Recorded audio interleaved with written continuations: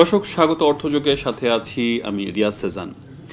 গেল 5 আগস্টের স্বৈরাচার সরকার পতনের পর সবচেয়ে যে বিষয়টি বড় হয়ে দাঁড়ালো সেটি হলো অর্থনীতির ব্যাপক লুটপাট। শ্বেতপত্রের হিসেবে সেটি আমরা লক্ষ্য করেছি, প্রায় 28 লক্ষ কোটি টাকা বাংলাদেশ থেকে পাচার হয়ে গেছে এবং এই পাচারের অন্যতম মাধ্যম ছিল ব্যাংকিং খাতে ব্যাপক লুটপাট। এবং এই লুটপাটটা হয়েছে গেল সরকারের নিজস্ব সহায়তা এবং তার নিজস্ব লোকদের এক একক মালিকানাধীন অনেক ব্যাংক দিয়ে, এবং একই সাথে আমরা লক্ষ্য করেছি যে পরিবারতন্ত্র, ব্যাংকের বিভিন্ন পরিচালকের মধ্যে পরিবারতন্ত্র ছড়িয়ে দিয়ে এবং নামে বেনামে এই অর্থ ঋণ দিয়ে তারা কিন্তু এই অর্থ লুটপাট করেছে। এবং এই অর্থ লুটপাটের কারণে বাংলাদেশের অনেকগুলো ব্যাংক আমরা দেখেছি যে একেবারেই খাদের কিনারায় এসে পড়েছে। আমরা আজকে আলোচনার জন্য এসেছি ফার্স্ট সিকিউরিটি ইসলামী ব্যাংকে। এই বছরের 5ই সেপ্টেম্বর এই ব্যাংকের দায়িত্ব নিয়েছেন জনাব মোহাম্মদ আব্দুল মান্নান। আমরা দেখেছি যে আপনি প্রায় 34 বছর ধরে ব্যাংকিং খাতের সাথে যুক্ত রয়েছেন। ইসলামী ব্যাংকের সর্বোচ্চ পর্যায়ে যেভাবে পৌঁছেছে এই লুটপাটের আগে, এস আলমের লুটপাটের আগে যে জায়গায় পৌঁছেছে সেই জায়গায় আপনার হাত ধরেই সেখানে গিয়ে পৌঁছেছে। সেই অভিজ্ঞতার প্রেক্ষিতেই আপনি আবার এই ব্যাংকের দায়িত্ব নিয়েছেন, ফার্স্ট সিকিউরিটি ইসলামী ব্যাংকের দায়িত্ব নিয়েছেন। একেবারে খাদের কিনারে ব্যাংকটি ছিল, সেই জায়গা থেকে আপনি চেষ্টা করছেন। প্রথমেই আপনাকে স্বাগত জানাচ্ছি। আপনাকে ধন্যবাদ। আমরা জানি যে একটা ব্যাংকিং খাতে একটা বড় লুটপাট হয়েছে। সেইখানে 5ই আগস্ট থেকে শুরু করে এখন পর্যন্ত ফার্স্ট সিকিউরিটি ইসলামী ব্যাংকের অবস্থাটা আপনি কেমন পেয়েছেন, কি অবস্থায় আছে? আপনি অলরেডি পরিস্থিতি সম্পর্কে একটা ব্রিফ স্টেটমেন্ট আপনি করেছেন। আমি মনে করি যে ইট ইজ নাইসলি সেড যে সবচাইতে বেশি ক্ষতিগ্রস্ত হয়েছে ব্যাংকিং খাত। 2011 সালে এসে 2%-এর একটা পলিসি, এই যে আপনি যেই সরকারের কথা বলছেন চলে গেছে যারা সদ্য বিদায়ী, তারা তাদের যে ডিক্লেয়ার্ড যে প্রিন্সিপাল ব্যাংকিংয়ের তার বাইরে গিয়ে কিন্তু 2% মালিকানার ধারাটা চালু করেছে। অর্থাৎ একজন লোক 2% শেয়ার হোল্ডিং না থাকলে ব্যাংকের ডাইরেক্টর হতে পারবে না। এই ধরনের একটা ব্যবস্থা করার মধ্য দিয়ে ব্যাংকিং ইন্ডাস্ট্রিটাকে কিন্তু আসলে কিছু সংখ্যক পরিবারের হাতে তুলে দেওয়া হয়েছে। সেখান থেকে শুরু। এরপরে 2011 থেকে 2016-17 পর্যন্ত আপনি দেখেন 2017 সালে একটা বড় কাণ্ড ঘটলো। দুইটা ব্যাংক, একটা হলো ইসলামী ব্যাংক বাংলাদেশ লিমিটেড, এই ব্যাংকের মালিকানা পরিবর্তন করা হলো। একটা সম্পূর্ণরূপে যেই ধারায় ব্যাংকিংয়ের মালিকানা কোনো দিন কোনো দেশে পরিবর্তিত হয়নি, সেই ধরনের একটা প্রসেসের মধ্য দিয়ে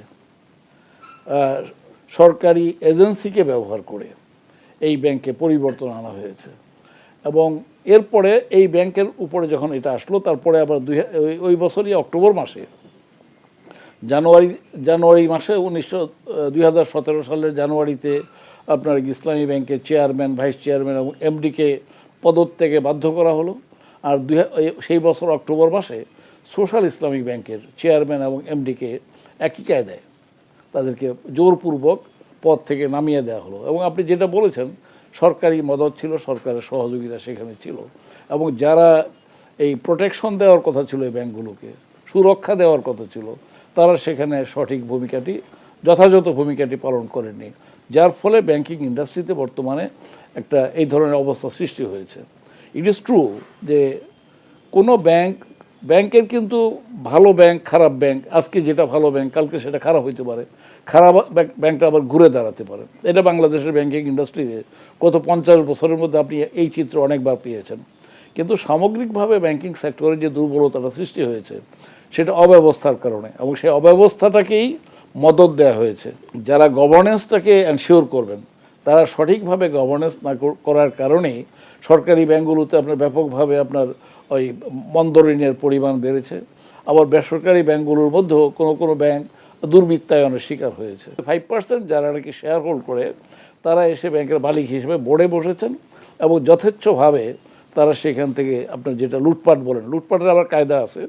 সেন্ট্রাল ব্যাংক থেকে বলা আছে যে আপনি ইনসাইডার, আপনি যেই ব্যাংকের বোর্ডে আছেন সেই ব্যাংক থেকে আপনি এখানে সেই ব্যাংক থেকে বিনিয়োগ নিতে হলে আপনার সীমাবদ্ধতা আছে। আপনি কি করেছেন, আপনি গিয়ে আরেক ব্যাংক থেকে নিয়েছেন, আর সেই ব্যাংকের যারা নাকি বোর্ডে আছেন তাদেরকে আপনি আপনার ব্যাংক থেকে সুযোগ সুবিধা দিয়েছেন। এই ধরনের কর্মকাণ্ডের মাধ্যমে এটা চলেছে, এবং সর্বশেষে এসে আমরা দেখলাম একই ব্যক্তি কয়েকটা ব্যাংকের মালিক হয়ে বসেছেন এবং সবগুলো ব্যাংক তার দ্বারা ক্ষতিগ্রস্ত হয়েছে। ব্যাংকিং ক্ষেত্রে তো আপনার অভিজ্ঞতা অনেক অনেক দিনের, এবং আমরা লক্ষ্য করেছি যে আপনি দেশ বিদেশেও এই নিয়ে বিভিন্ন পুরস্কার বা অ্যাওয়ার্ড পেয়েছেন। এরকম পদ্ধতিতে বিশ্বে কোনো দেশে কি আসলে ব্যাংককে এইভাবে লুটপাট করা হয়েছে কিনা, আপনার অভিজ্ঞতায় কি মনে হয় আসলে? এটা তো মানে অ্যাবসলিউটলি নট। দুনিয়ার কোনো দেশে যাদেরকে সভ্য দেশ বলেন কিংবা সভ্যতার বিচারে যাদেরকে আপনারা মনে করেন পিছনে আছে, কেউই পিছনে নাই প্রকৃত অর্থে, কিন্তু যাদেরকে মনে করা হয় যে তারা হয়তো যথেষ্ট পরিমাণ আধুনিক নয়, যারা হয়তো সভ্যতার আলো তাদের এলাকায় পৌঁছতে পারেনি, মানে সরকারের পৃষ্ঠপোষকতায়, সরকারি এজেন্সিগুলোর পৃষ্ঠপোষকতায় এইভাবে এবং সরকারের দায়িত্বশীল ব্যক্তিদের ইচ্ছায়। আপনি বলছিলেন যে ইসলামী ব্যাংকের এমডি চেয়ারম্যানকে সরিয়ে দেওয়া হয়েছে, এর পিছনে কোনো কারণ কি তারা দেখিয়েছে যে এই কারণে তোমাদেরকে সরিয়ে দেওয়া হয়েছে? কারণ তখন আমরা জানি যে ইসলামী ব্যাংক কিন্তু তার পারফরমেন্সের দিক থেকে অনেক ভালো জায়গায় অবস্থানে ছিল, মানে কি কারণ দেখিয়ে সরিয়েছে? ইসলামী ব্যাংকের মালিকানা না, আমি বলি চেয়ারম্যান, ভাইস চেয়ারম্যান এবং এমডিকে যখন সরিয়ে দেওয়া হয়, এই এমডি মানে আমি তখন দায়িত্বে ছিলাম, আমি 3টা ম্যানেজিং ডিরেক্টর ছিলাম। 27 বছর ইসলামী ব্যাংকের কার্যক্রম চলেছে। তারপরে 27তম বছরে আমি ব্যাংকের দায়িত্ব নেওয়ার পরে আমার সময়ে এই ব্যাংকটা কয়েক গুণ প্রবৃদ্ধি অর্জন করেছে, এবং এই সময়ের মধ্যে এই ব্যাংকটা সারা পৃথিবীর শ্রেষ্ঠ 1000 ব্যাংকের তালিকাভুক্ত হয়েছে বাংলাদেশের একমাত্র ব্যাংক হিসেবে। এই যে 5ই আগস্টের পর সরকার যখন পতন ঘটলো বা চলে গেল, পালিয়ে গেল, তারপর আপনারা যখন আসলেন, দেখলেন কি অবস্থা, দেখলেন ব্যাংকিং খাতের কি অবস্থা? আমি তো আসলাম মানে, কিন্তু এখানে আমি ক্লিয়ার করতে চাই যে আমি নিজে আসি নাই, আমাকে দায়িত্ব দেওয়া হয়েছে আমাকে এখানে চেয়ারম্যান হিসেবে। এটা কিন্তু সেন্ট্রাল ব্যাংকের পক্ষ থেকে প্রজ্ঞাপন জারি করে আমাকে এখানে বসানো হয়েছে। তার মানে হচ্ছে যে আমি একটি ব্যাংক থেকে চলে গিয়েছিলাম, তারপরে যখন আমাকে আবার প্রজ্ঞাপনের মাধ্যমে কিন্তু দায়িত্ব দেওয়া হয়েছে। তার মানে হচ্ছে কিন্তু আমি শেয়ার হোল্ডার হিসেবে বা অন্য কোনোভাবে এই ব্যাংকে কিন্তু চেয়ারম্যান বা বোর্ডে আসিনি। আমি জনগণের প্রতিনিধিত্ব করছি এই ব্যাংকে, এই বোর্ডে। সরকার কর্তৃক নিযুক্তিপ্রাপ্ত, জাস্ট মানে আমাকে দায়িত্ব দেওয়া হয়েছে এখানে বসে এই ব্যাংকের স্বার্থ দেখার জন্য, জনগণের স্বার্থ দেখার জন্য। সেই কাজটি আমি করতে এসে দেখলাম আরও কয়েকটি ব্যাংকের যে দুরবস্থা হয়েছে। ইসলামী ব্যাংকের মতো একটা ব্যাংক, সেখানে সেই ব্যাংকের চেয়ারম্যান তো সাংবাদিকদেরকে বলেছেন যে তার অর্ধেক সম্পদ, ওই ব্যাংকের অর্ধেক সম্পদ এক ব্যক্তি বা একটি কোম্পানি, একটা গ্রুপ তারা নিয়ে গেছেন। হ্যাঁ, এবং এবং এবং আরও অন্যান্য ব্যাংকের অবস্থা এই ধরনের খারাপ। এই ব্যাংকটি ওই গ্রুপের মালিকানাধীন, সরাসরি ওই অন্য যে ব্যাংকগুলো আছে সেখানে তো তাদের প্রত্যক্ষ চেয়ারম্যানশিপ বা ডাইরেক্টরশিপ ছিল না, সেগুলোতে তারা অন্যভাবে মালিক ছিলেন, তাদের প্রতিনিধিরা সেখানে ছিল, তাদের প্রক্সিরা ছিল, কিন্তু এইখানে সরাসরি তারা নিয়ন্ত্রণ করেছেন। এইখানকার অবস্থা, সরাসরি তারা এখান থেকে বিনিয়োগ নিতে পারেন না বলে তারা যেভাবে এখান থেকে বিনিয়োগ নিয়েছেন, এটা আমি বলবো মাচ মোর ডেঞ্জারাস। আমরা দেখেছি যে নামে বেনামে এক্স্যাক্টলি একটা লোক জানেও না তার নামে লোন হয়ে গেছে, এমন প্রতিবেদন আমরা দেখেছি। এই ধরনের প্রায় শখানেক গ্রাহক আমাদের সামনে এখন এসছে, যে যারা আসলে গ্রাহক নয়, তারা নিজেরা জানে না যে তারা এই ব্যাংকের গ্রাহক, কিন্তু তাদের নামে কাগজপত্র সম্পাদন করা হয়েছে, এবং এইভাবে আপনার হাজার হাজার কোটি টাকা। এই ধরনের একটি দৃষ্টান্ত আমি বলবো যে ইস্ট ইন্ডিয়া কোম্পানি আপনার যেভাবে নাকি 76-এর মন্বন্তর সৃষ্টি করেছিল, দুর্ভিক্ষে 1/3 অফ দি পপুলেশন শেষ হয়ে গেছিলো বাংলা, বিহার এবং উড়িষ্যায় 1769-70 সালে, যেটাকে 1176 বাংলা ওই সময়ে। এই যে ধরনের একটা দুর্ভিক্ষের পরিস্থিতি ইস্ট ইন্ডিয়া কোম্পানি সৃষ্টি করেছিল, তারা যে বুদ্ধি খাটিয়েছে এই কাজটা করার জন্য, মানুষকে হত্যা করার জন্য, এটাকে বলা হয়ে থাকে, ব্রিটিশ পার্লামেন্টে আলোচনা হয়েছে যে এই ধরনের ক্রূর নিষ্ঠুরতার যে বুদ্ধি, এটা তারা পেল কোথায়। আর আমি বলবো যে সেই 76-এর মন্বন্তরের যে আপনার লুটেরাদের যে বুদ্ধি, লুটেরাদের যে আপনার ষড়যন্ত্র, তার চেয়ে ভয়াবহ হচ্ছে আমাদের দেশে এই গত কয়েক বছর ধরে ব্যাংক লুটের ক্ষেত্রে যে আপনার যে চালাকি, যে কৌশল অবলম্বন করা হয়েছে। আমরা দেখলাম যে এখান থেকে ঘুরে দাঁড়ানোর জন্য অন্তর্বর্তীকালীন সরকার বিভিন্ন সংস্কার কার্যক্রম করছে, এবং একই সাথে বাংলাদেশ ব্যাংকের গভর্নর কিন্তু চেষ্টা করছে, এবং এখানে একটি সমালোচনার জায়গা তৈরি হচ্ছে যে টাকা ছাপিয়ে আবার এই ব্যাংকগুলোকে লোন দিয়ে এই পরিস্থিতি থেকে উত্তরণ করার চেষ্টা করছে। কি মনে হয় আসলে এখন যে পরিস্থিতি ছিল, এই যে সংস্কার কার্যক্রম, এই যে ব্যাংকগুলোকে ধরে রাখার কার্যক্রম, আপনি কিভাবে দেখছেন? আমি দেখছি যে মানিটা ব্যাংকের কিন্তু মূল পুঁজি কিন্তু মানি না, টাকা নয়। ব্যাংকের মূল পুঁজি হচ্ছে জনগণের আস্থা। আপনি যদি জনগণের আস্থা অর্জন করতে পারেন, জনগণের আপনি আস্থা অর্জন করেন বলেই ব্যাংকের কোনো টাকা নাই তো। আপনি একটা ব্রাঞ্চ খুললেন কোনো এক জায়গায়, 1000 লোক এসে সেখানে অ্যাকাউন্ট খুললো এবং তাদের টাকা দিয়েই কিন্তু আপনি ব্যবসা করছেন। তাহলে ম্যানেজারের কাজটা হচ্ছে জনগণের আস্থাকে ধারণ করে জনগণের কল্যাণের জন্য সেই ফান্ডটাকে নিয়োজিত করা। তো এইখানে আমি বলবো যে মৌলভিত্তি যেটা, আমি যেই ব্যাংকে আছি, সোশ্যাল ইসলামী ব্যাংকের কথা যদি বলি, ফার্স্ট সিকিউরিটি ইসলামী ব্যাংকের কথা বলি, কিংবা আরও যে সমস্ত ব্যাংক দুর্বল বলা হচ্ছে, যেগুলোর প্রতি সরকারকে মনোযোগ দিতে হয়েছে, সেখানে বোর্ড পরিবর্তন করতে হয়েছে অন্তত 10টি ব্যাংকের। আমি মনে করি যে ব্যাংকগুলোকে এক কথায় দুর্বল বলবো না, মৌলভিত্তির দিক থেকে এই ব্যাংকগুলো দুর্বল নয়। এই ব্যাংকে যে বোর্ড গঠন করে দেওয়া হয়েছে, সেই বোর্ডগুলো যথেষ্ট শক্তিশালী। অন্তত যে দুর্নীতি এবং দুর্বৃত্তায়নের কারণে ব্যাংকগুলো দুর্বল হয়েছে, বর্তমানে পরিবর্তনের ফলে, বোর্ড পরিবর্তনের ফলে সেই দুর্বৃত্তায়নের সুযোগ বন্ধ হয়েছে, জনগণের স্বার্থ প্রোটেকশন দেওয়ার একটা সুযোগ তৈরি হয়েছে। এই অবস্থায় জনগণের আস্থাটা ফিরিয়ে আনার জন্য সাময়িকভাবে আপনার কিছু টাকা ছাপানো না, কিংবা সরকারের বাংলাদেশ ব্যাংকের পক্ষ থেকে, বাংলাদেশ ব্যাংকের একটা বেসিক রেসপন্সিবিলিটি হচ্ছে একটি ব্যাংকের বিপদের সময় লেন্ডার অফ লাস্ট রিসোর্ট হিসাবে, তারা বিপদের শেষ ভরসা হিসেবে তারা এই ব্যাংকগুলোকে সাহায্য করবে। সেই কাজটি তারা করছেন। এটাকে খুব বিশালভাবে আলাদাভাবে, কিন্তু আমরা জানি যে মূল্যস্ফীতি তৈরি হওয়ার একটা আশঙ্কার কথা অনেকে বলছে। এই বিষয় নিয়ে একটু আলোচনা করবো, একটা বিরতি নেওয়ার সময় হয়েছে। দর্শক, চলছে অর্থযোগ, ফিরছে একটা বিরতির পর। 71-এর সাথেই থাকুন। আরো একবার স্বাগত, আছেন 71-এ চলছে অর্থযোগ। যে আলোচনা করছিলাম আসলে এই যে মূল্যস্ফীতি যে বাড়ার একটা শঙ্কা তৈরি হয়েছে, বিশেষ করে অর্থ ছাপিয়ে আবার অর্থ দেওয়ার ক্ষেত্রে, এবং এর আগে যখন সরকার করেছিল তখনও আমরা এটা নিয়ে ব্যাপক সমালোচনা লক্ষ্য করেছিলাম। এখনো একইভাবেই আসলে ব্যাংকে সাপোর্টটা দেওয়া হলো। আপনি বলছিলেন এতে কি মূল্যস্ফীতি বাড়ার সম্ভাবনা আছে কিনা? আমি গতকালও আমি খবর করছিলাম, যে বিভিন্ন ব্যাংক সম্পর্কে জানছিলাম, তারা প্রত্যেকেই ভালো করছেন।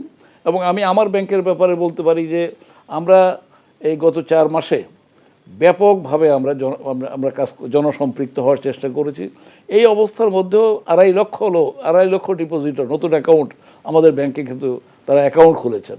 নতুন ডিপোজিট আপনার কয়েক হাজার কোটি টাকা এর মধ্যে এসেছে, আবার গেছেও। কিন্তু এই অর্থ যাতে আবার মিসম্যানেজমেন্ট না হয়, এই জন্য আসলে কি করা উচিত? কারণ আমরা আবারও তো এরকম এসালাম তৈরি হইতে পারে বাংলাদেশে।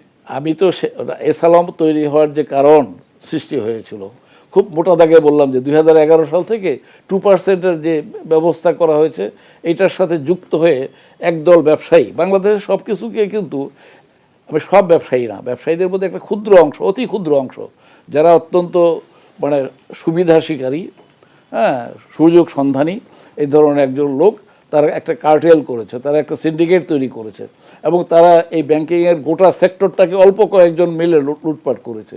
এই দুর্বৃত্তায়নটা তো বাংলাদেশে ঘটে গেছে, এবং এই দুর্বৃত্তায়ন ঠেকানোর জন্য, বন্ধ করার জন্যই তো এই ব্যাংকগুলোর বোর্ডে পরিবর্তন আনা হয়েছে। এবং এই ব্যাংকিং সেক্টরে যাতে সুশাসন কায়েম হয়, এটার জন্য শুধুমাত্র বোর্ড পরিবর্তন নয়, সেন্ট্রাল ব্যাংকের পক্ষ থেকে ইতিমধ্যে অনেকগুলো সংস্কারমূলক পদক্ষেপ নেওয়া হয়েছে। ব্যাংকগুলোকে আপনি চিনেন, এটা অমুকের ব্যাংক, এটা তমুকের ব্যাংক, এইভাবে কোনো ব্যাংক চেনা উচিত নয়। বরং আগে এই ইসলামী ব্যাংকের কথা বলছেন আপনি, দেখেন ইসলামী ব্যাংকে 13 বছর চেয়ারম্যান ছিলেন কমর আতাউর রহমান। তিনি কিন্তু মাত্র 35,000 টাকার শেয়ারের মালিক ছিলেন, তিনি শেয়ার হোল্ডার ছিলেন। তারপরে শাহ আব্দুল হান্নান মাত্র 25,000 টাকার শেয়ার নিয়ে তিনি কিন্তু ব্যাংকের বোর্ডে বসছেন। এখন কিন্তু কারোর পক্ষে 5-10 লাখ টাকা নিয়ে, কিন্তু 5-10 লাখ টাকার শেয়ার দিয়ে ব্যাংকের বোর্ডে বসতে পারবেন না।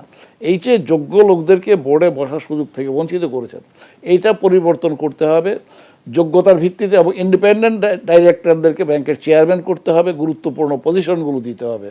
অডিট কমিটির চেয়ারম্যান বলেন, এক্সিকিউটিভ কমিটির চেয়ারম্যান বলেন, এই ধরনের জায়গাগুলোতে আপনার ইন্ডিপেন্ডেন্ট ডাইরেক্টররা যদি বসে, নট নেসেসারিলি যে আপনি 2% বা 5% শেয়ারের মালিক বলেই আপনাকে বোর্ডের চেয়ারম্যান হতে পারবে। বুঝতে পারছি। একটু আমরা দেখেছি যে এসএমই খাতের অনেক ব্যবসায়ীরা কখনো লোন পেত না, জায়গায় জায়গায় ঘুরতে হতো। কৃষি ব্যাংকের নামে যে সরকার থেকে কৃষকদের উদ্দেশ্যে যে ঋণটা দেওয়া হতো সেটা কৃষকরা পেত না, কোনো এনজিওকে দেওয়া হতো, কারণ কৃষকরা কীভাবে ফেরত দেবে। এই যে মাস পিপলের কাছে ব্যাংক পৌঁছাতে না পারার কারণটা আপনি কি দেখছেন আসলে? এই ব্যবসায়ীদের স্বার্থ তো শুধু ডিভিডেন্ড বাড়ানো, জনগণের কল্যাণ করা নয়। আপনি যে এসএমইর কথা বললেন, কৃষি বিনিয়োগের কথা বললেন, যখন ভালো পরিচালনা পর্ষদ থাকবে, আমি নিজে একটি ব্যাংকের সাথে দীর্ঘদিন জড়িত ছিলাম এমডি হিসেবে। আমি তো আমার ব্যাংকে 20 লক্ষ ফ্যামিলিকে আমরা অন্তর্ভুক্ত করেছি ছোট ছোট বিনিয়োগ দিয়ে। আপনার প্রায় 20,000 গ্রামে আমাদের সেই কার্যক্রম আমরা চালু করেছি। যেই বাড়িতে কোনোদিন কোনো ছেলে লেখাপড়া করতো না, সেই বাড়ি থেকে ডাক্তার ইঞ্জিনিয়ার বের করার ব্যবস্থা করেছি। আমরা প্রি প্রাইমারি স্কুল চালু করেছি অতি দরিদ্র মানুষদের জন্য। এগুলো ব্যাংকারদের কাজ। আপনি যদি ভালো নেতৃত্ব যদি আপনি কায়েম করেন, জনকল্যাণধর্মী দৃষ্টিভঙ্গি সম্পন্ন লোকদেরকে যদি আপনি ব্যাংকিং লিডারশিপে দেন, যারা তাদের শেয়ার হোল্ডার হিসেবে তাদের ডিভিডেন্ড খাওয়ার লোভ নাই, এই ধরনের লোকদেরকে যদি আপনি ব্যাংকের লিডারশিপে বসাইতে পারেন, তাহলে আপনি এই ব্যাংকিং খাতকে ঘুরিয়ে দিতে পারবেন। আমরা ব্যাংকারদের যেভাবে চিনি, আপনি রুরাল এরিয়াতে নিম্নবিত্তদের কাছ পর্যন্ত পৌঁছে যাওয়ার কথা বলছেন, যেটা ব্যাংকারদের কাজ। ব্যাংকারদের আসলে কাজটা কি? ব্যাংকার বলতে আসলে আমরা কি বুঝি? আমি যেভাবে বুঝি, ব্যাংকার বলতে তো ধরেন না, ব্যাংকিংটা হয়েছে এই কনভেনশনাল ব্যাংকিং সিস্টেম, মানে হচ্ছে ম্যানেজাররা হচ্ছে মালিকের বা শেয়ার হোল্ডারদের ডিভিডেন্ড বাড়াবে, এইভাবে তাদেরকে কনসেপ্ট দেওয়া হয়েছে। তাদেরকে বিশ্ববিদ্যালয়ে তাদেরকে সেভাবে পড়ানো হয়েছে। কিন্তু আমি যেভাবে ব্যাংকিংটাকে বুঝেছি সেটা হলো মানুষের যে পারপাস, আপনার উদ্দেশ্য হলো আপনাকে দুনিয়াতে পাঠানো হয়েছে অ্যাজ এ হিউম্যান বিইং, আপনি ম্যাক্সিমাইজ করবেন জেনারেল ওয়েলফেয়ার। প্রতিটি মানুষ দুনিয়াতে এসছে সার্বজনীন কল্যাণ বৃদ্ধি করার জন্য। যখন আপনি ব্যাংকার হিসেবে দায়িত্ব পালন করছেন, ব্যাংকারের চেয়ারে বসে, আপনি সাংবাদিকের চেয়ারে বসেও আপনি চেষ্টা করবেন আপনার কাজের মাধ্যমে মাস ওয়েলফেয়ার করতে। আমি যখন ব্যাংকারের চেয়ারে বসছি, আমি দেখব শুধুমাত্র তেলা মাথায় তেল দেওয়া নয়, বরং যে মাথায় তেল নাই, তেল শূন্য যে মাথা, সেখানে কিভাবে 2 ফোঁটা তেল তার মাথার মধ্যে দেওয়া যায়। একজন রিক্সা পুলার যে নাকি 30 বছর যাবৎ রিক্সা ট্রেনেও একটা রিক্সার মালিক হতে পারেনি, তাকে কীভাবে রিক্সার মালিক বানিয়ে দেওয়া যায়। এই যে বুট পলিশ করে, আমার জুতা পালিশ করতে আসছে, তাকে যদি আমি 1000 টাকার যদি আমি সহযোগিতা করি, তাহলে সে বুটের যে বাক্সটা আছে, যে পলিশের যে জিনিসপত্র আছে, এটাকে একটু বেটার সাজাই নিতে পারে। আমার নিজস্ব অভিজ্ঞতা আছে, আমার জুতা পালিশ করতো যশোরে যে ছেলেটার, তাকে মাত্র 1000 টাকা বিনিয়োগ দিয়েছি আমি, যার ফলে তার 50% আয় বেড়ে গেছে। এখন আপনি একজনকে 5,000 কোটি টাকা বিনিয়োগ দিচ্ছেন, আর একজনকে 1000 টাকা দিচ্ছেন, 1000 কোটি না, 1000 টাকা দিয়ে তার 50% আপনি আয় বাড়িয়ে দিচ্ছেন। আর যাকে, এবং তিনি হি ইজ গ্রেটফুল, তিনি অত্যন্ত কৃতজ্ঞ, এবং তার ফ্যামিলিটা বড় হচ্ছে, এবং সে আরও 2-4 জনকে সে সাহায্য করছে। এই যে গণমানুষের ব্যাংকের কথা বলছেন, আমরা কি সেই স্বপ্ন দেখতে পারি কিনা? কারণ এখন সংস্কারের কথা বলা হচ্ছে, এখন বলা হচ্ছে যে নতুন বাংলাদেশের কথা, সেখানে গণমানুষের ব্যাংক, সেই স্বপ্নটা আমরা দেখতে পারি কিনা, এটার জন্য আপনার কোনো সাজেশন আছে কিনা? সবশেষ, আমি ব্যক্তিগতভাবে তো ওই কাজের জন্যই ব্যাংকার। আজকে যে আমি একটা ব্যাংকের চেয়ারম্যান, আমি অন্য কোনো উদ্দেশ্যে নয়। আপনি আপনার যারা অনেক বড় লোক, হ্যাঁ, বাংলাদেশের খুব নাম করা ব্যবসায়ী যারা, তাদের সাথে আমার পরিচয় আছে, কিন্তু আমি তাদের সাথে কথা বলার চাইতে একজন মানে ফুটপাতের একজন লোকের সাথে কথা বলে বা তার অবস্থার পরিবর্তনের জন্য কাজ করতে পারলে আমি বেশি খুশি হই। আমরা এখন কি করছি, আমার ব্যাংকের 99% ডিপোজিট 205টা ব্রাঞ্চের গিয়ে চট্টগ্রামে আপনার 71% কনসেন্ট্রেট করছে, ঢাকাতে 28%, বাকি থাকলো 1%, সেটা সারা বাংলাদেশে। তার মানে হচ্ছে একজন জমিদারকে তার নায়েব গোমস্তারা সারা দেশ থেকে টাকা নিয়ে গিয়ে আপনার গিয়ে তার হাতে তুলে দিচ্ছে সমস্ত। আগে যেমন অ্যাবসেন্টি ল্যান্ডলর্ডরা ছিলেন, কলকাতায় থাকতেন, এখনকার জমিদাররা কোনো একটা এলাকায় থাকেন। এই ব্রাঞ্চগুলোর কাজ হচ্ছে তাদের জন্য টাকা সংগ্রহ করে নিয়ে তাদের হাতে জমা দেওয়া। এইটা ব্যাংকারের কাজ হওয়া উচিত নয়। এটা ব্যাংকিংয়ের খাতে রেগুলেটরদের উচিত নয় এটাকে অ্যালাউ করা। বরং আমি বলবো, যেমন আমি বলেছি যে আমি যখন ইসলামী ব্যাংকের এমডি ছিলাম, আমি বলেছি উত্তর জনপদ যেটা, এটা কম্পারেটিভলি পিছিয়ে আছে, আমি বলেছি যমুনার ওই পারে যে ডিপোজিট নেওয়া হবে, সেখান থেকে 1টি টাকা যদি যমুনার এপারে আসে, তিনি ম্যানেজার থাকবেন। অর্থাৎ ওই এলাকায় তাকে বিনিয়োগের পথ বের করতে হবে। ওই এলাকায় বিনিয়োগের লোক পাওয়া যাবে না, ইট ইজ নট রাইট। তাহলে কি মানে এই যে আমরা দেখলাম যে এস আলম বা এই যে বড় বড় গ্রুপ অফ কোম্পানিজের কাছে যে এত এত টাকা চলে গেল, এই কনসেন্ট্রেশনের কারণে এই ধরনের ঘটনা? এই কনসেন্ট্রেশনটা এই আপনাকে দেখবেন না আপনি যে কি করে একটা ব্যাংকের 205টা ব্রাঞ্চের মাধ্যমে যে টাকা জোগাড় করা হলো সেটা 4টা-5টা ব্রাঞ্চের মাধ্যমে একজন বা 5জন লোকের হাতে চলে গেল। এটা তো দেখার দায়িত্ব যাদের, তারা তো এটাকে এই ক্ষেত্রে কন্ট্রোল করবেন, রেগুলেট করবেন এবং মনে করেন যে economic purpose wise, size wise, sector wise, geographical location wise এই বিনিয়োগটা হচ্ছে কিনা, অর্থাৎ আপনাকে কোন খাতে বিনিয়োগ করবে, প্রায়োরিটি খাতে যেই খাতটা জনমানুষের কাজে লাগবে সেই ধরনের কাজের জন্য বিনিয়োগটা দেওয়া হবে। যে এলাকায় বিনিয়োগ দিলে বেশি মানুষ অল্প টাকায় বেনিফিট পাইতে পারবেন, যে ধরনের খাতে বিনিয়োগ করলে লেবার ইন্টেন্সিভ হবে, এই ধরনের খাতে আমাদেরকে বিনিয়োগ বাড়াইতে হবে। আপনি বাসে বিনিয়োগ করবেন, আপনি একটা যদি পাজেরো দামি গাড়িতে বিনিয়োগ করেন একজন মানুষ চড়বে, আর সেই টাকা দিয়ে যদি 5টা বাসে বিনিয়োগ করেন তাহলে 300 লোক আপনার গিয়ে 10 বার যাতায়াত করতে পারবে গুলিস্তান থেকে মিরপুর পর্যন্ত। এইভাবে আপনাকে দৃষ্টিভঙ্গিটা তৈরি করতে হবে, মানে ব্যাংকারের দৃষ্টিভঙ্গি। যে আমরাও মনে করি আসলে ব্যাংকারের দৃষ্টিভঙ্গি পরিবর্তন হবে এবং যে সংস্কার কাজ সরকার হাতে নিয়েছে ব্যাংকিং ক্ষেত্রে একটা বড় ধরনের সংস্কার হবে, ব্যাংক আসলে গণমানুষের ব্যাংকে পরিণত হবে। অনেক ধন্যবাদ জনাব আব্দুল মান্নান আমাদের সময় দেওয়ার জন্য। দর্শক, এই ছিল এখনকার মতো অর্থযোগে সরাসরি সংবাদ অনুষ্ঠান দেখতে থাকুন ৭১ ফেসবুক পেজে এবং সাবস্ক্রাইব করুন ৭১ ইউটিউব চ্যানেল। সঙ্গে থাকুন ৭১।